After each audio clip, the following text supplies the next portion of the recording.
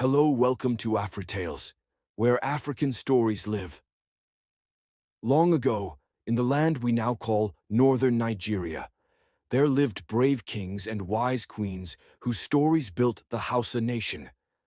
Today, we will tell the story of Bawo, the second king of the Hausa kingdom, the son of the great hero Bayajida and the wise queen Darama of Dara. This is the story of how one young prince turned his father's legend into a great civilization. Many years ago, after Bayajida killed the giant snake at the Kusugu well and married Queen Dorama, they had a son. His name was Bawo. He was born in the royal palace of Dora, a child of peace and new beginnings. The people believed he was special, for he carried the blood of both a foreign warrior and a native queen. He would one day rule Dora and continue his father's legacy. Bawo grew up watching his father lead the people with courage and his mother guide them with wisdom. From a young age, he learned the art of leadership, justice, and kindness. He listened to the stories of his father's travels from the East, and he dreamed of making his own mark on history. Everyone in Daura loved Bawo because he was humble, brave, and fair to everyone, rich or poor. After many peaceful years, Bayajida grew old and passed away. The people of Daura gathered and chose Bawo to be their new king. He sat on the throne of his father, wearing a crown made of gold and cloth, and holding a sword that once belonged to Bayajida. Under his rule, Daura continued to shine as the heart of the Hausa land. Bawo promised to protect his people, to trade with neighbors, and to bring unity among the tribes. King Bawo worked hard to make Daura strong. He built new walls around the city to protect it from enemies. He encouraged farmers to grow more food and traders to travel across the desert to sell their goods. The markets of Daura were full of gold, cloth, salt, and leather. People came from Bornu, Songhai, and even faraway lands to trade. Under Bawo, Daura became known as a land of peace and prosperity. Bawo was not just a warrior, he was a man of wisdom. He judged cases fairly and listened carefully to his people.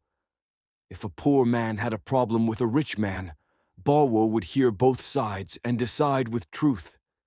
He respected the elders, honored his mother, and taught his people to live with honesty and kindness.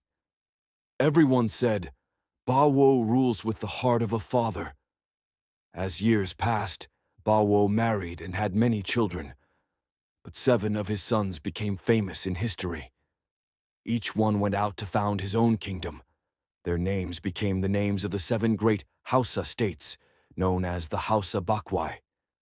These kingdoms were Daura, Kano, Katsina, Zazau, Gobir, Rano, and Biram.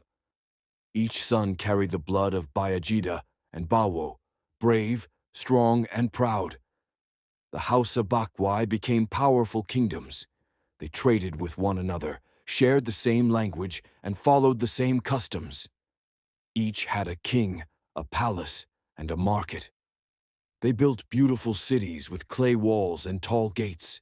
They created art, music, and stories that we still know today. Bawo's dream had come true. His family became the roots of the entire Hausa civilization. During Bawo's time, traders from across Africa came to the Hausa land. Caravans from the Sahara brought salt, while local traders sold gold, cloth, and leather. Daura stood at the center of it all, a shining city of trade and culture. The Hausa people became famous for their honesty, hard work, and fine craftsmanship. Under Bawo, the Hausa land became a place of learning, unity, and peace. After many years of wise rule, King Bawo grew old. He looked upon his land and saw peace in every corner. He was proud of what he had built, proud of his sons who ruled their own kingdoms.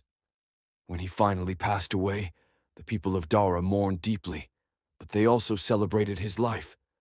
They said, Bawo gave us unity, and through his children, our name will live forever. Even today, When the Hausa people speak of their origin, they say they are the children of Bawo, the son of Bayajida and Dawarama. From him came the royal bloodlines, the seven kingdoms, and the proud culture that still exists across northern Nigeria and beyond.